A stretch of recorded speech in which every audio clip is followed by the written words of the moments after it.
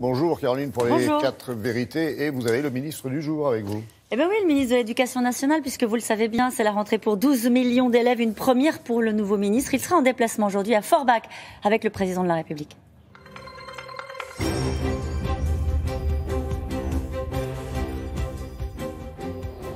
Bonjour Jean-Michel Blanquer. Bonjour.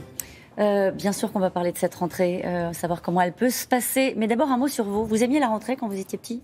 Oui, j'aimais bien la rentrée, oui. Pourquoi ? Il y avait tout l'odeur des affaires neuves, vous savez, les cahiers neufs, etc. Et puis surtout l'idée de retrouver ses amis. Et puis aussi l'idée de découvrir des choses nouvelles.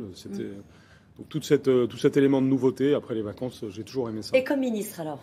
Comme ministre, j'aime beaucoup aussi. D'une certaine façon, c'est le jour le plus important de l'année. Et donc oui, c'est évidemment un grand jour. On peut rater une rentrée ou est-ce que tout est plié avant ? Il peut toujours y avoir des impondérables, comme toujours dans la vie, mais il y a beaucoup de choses qui sont préparées à l'avance, comme on dit. La rentrée est techniquement prête, comme on dit. Mais évidemment, on est très attentif tout au long de la journée pour voir encore les derniers ajustements aussi, parce que les choses ne sont jamais parfaites, évidemment.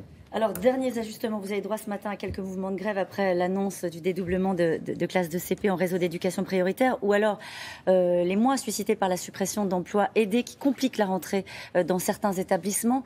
Est-ce que vous pouvez nous dire ce matin le nombre d'établissements dans lesquels les cours ne pourront pas débuter comme ils le devraient ? Oh, il y en a très peu, non, je ne peux pas vous dire le nombre, c'est justement quelque chose que l'on constatera, mais c'est très peu.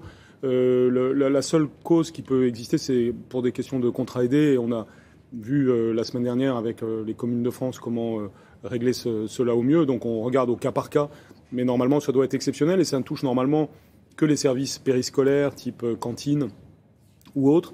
Et donc je suis assez confiant dans le fait que très peu de collèges ou d'écoles seront touchés par ce type de problème. Par les deux problèmes, c'est-à-dire à la fois la colère suscitée par les dédoublements de classes de CP dans des endroits... Il n'y a pas de colère. Non, il n'y a pas de colère. Il n'y a pas de colère. Non, alors peut-être que c'est une erreur, mais à Vaux-en-Velin, par exemple, commune classée en zone d'éducation prioritaire, ils n'y arrivent pas. Ils n'ont pas les effectifs nécessaires.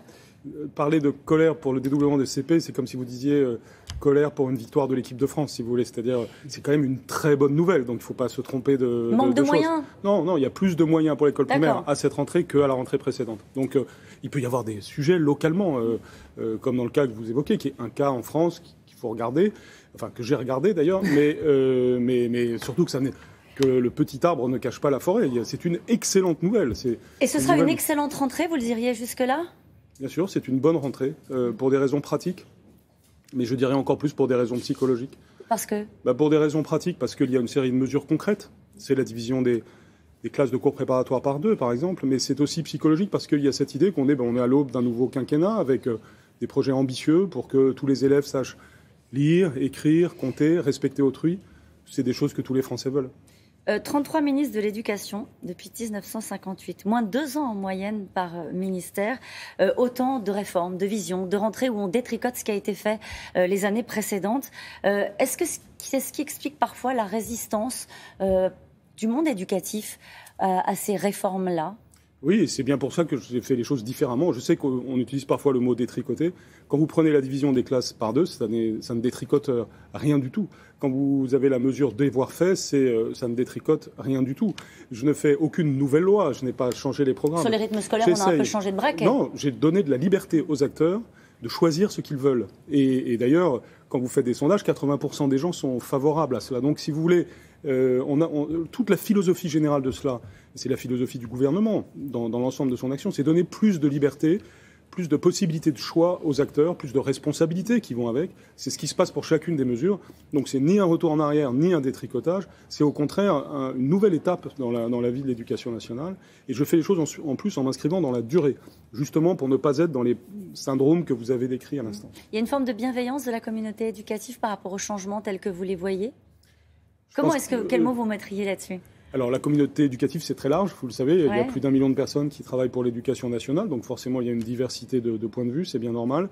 Mais dans l'ensemble, je crois ressentir une sorte d'attention bienveillante à ce qui va se passer, autrement dit, une envie que ça progresse, mais encore la volonté de voir ce qui se passe dans la réalité pour être réellement dans cette confiance que j'appelle de mes voeux. Alors, l'une des critiques de vos détracteurs, vous en avez quand même, Monsieur Blanquer, c'est de dire que vous incarnez une forme d'école conservatrice. Est-ce que vous diriez que c'était mieux avant ? Non, je pense qu'il y a une chose qui était mieux avant, c'était la confiance. On avait une société de confiance qui avait confiance dans l'école. Aujourd'hui, pour diverses raisons, bonnes et mauvaises, il y a eu une sorte de dissolution de cette confiance. Et donc, aujourd'hui, nous devons un petit peu la reconstruire. Et ça ne se reconstruit pas du jour au lendemain, ça se construit précisément par des résultats. Le premier élément de confiance, si vous voulez, c'est qu'on est arrivé il y a 3 mois au gouvernement, qu'il y a 3 mois, quand je suis arrivé, et je suis venu d'ailleurs à votre micro, il pouvait y avoir du scepticisme sur notre capacité à faire le CPA 12, de faire la mesure de devoir fait, d'être capable d'assouplir les rythmes scolaires ou de faire évoluer la réforme du collège dans un sens positif avec de tels délais. Eh bien, on a réussi à le faire. C'est une vérité, c'est une réalité aujourd'hui en cette rentrée.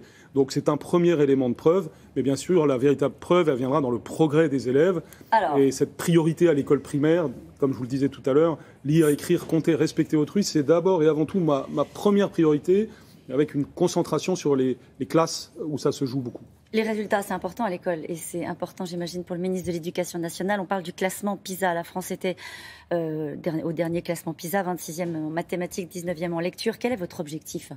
L'objectif, c'est évidemment de remonter dans ce type de classement qui n'est. C'est possible, à court terme. Bien sûr.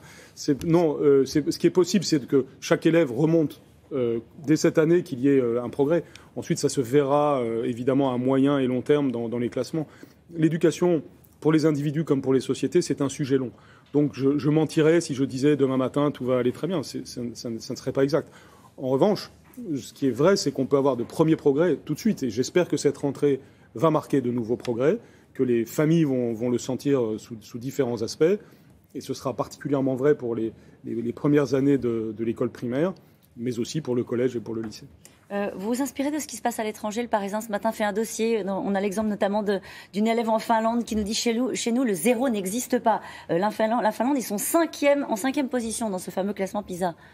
Bien sûr, vous savez, c'est peut-être même une chose qui me caractérise beaucoup. Je regarde beaucoup les autres pays parce que je pense que la France a une magnifique tradition scolaire. Donc on a notre identité qui est bien la nôtre, mais c'est très bien de la nourrir, de l'enrichir par la comparaison internationale. Alors les pays sont très différents entre eux. Par exemple, vous citez la Finlande, mais les pays asiatiques font des choses très différentes.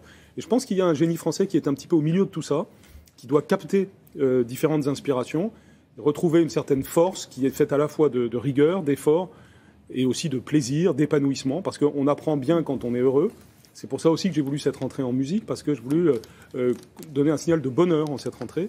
Et j'ai voulu aussi dire, avec Françoise Nyssen, la ministre de la Culture, que la culture en général et la musique en particulier, c'est très important au cœur de nos écoles et de nos établissements. Et la musique adoucit les mœurs, c'est ce qu'on dit. Bien pour sûr, la rentrée, c'est pas rien. C'est pas rien, c'est très important. Merci beaucoup, Jean-Michel Blanquer, c'est à vous, Laurent.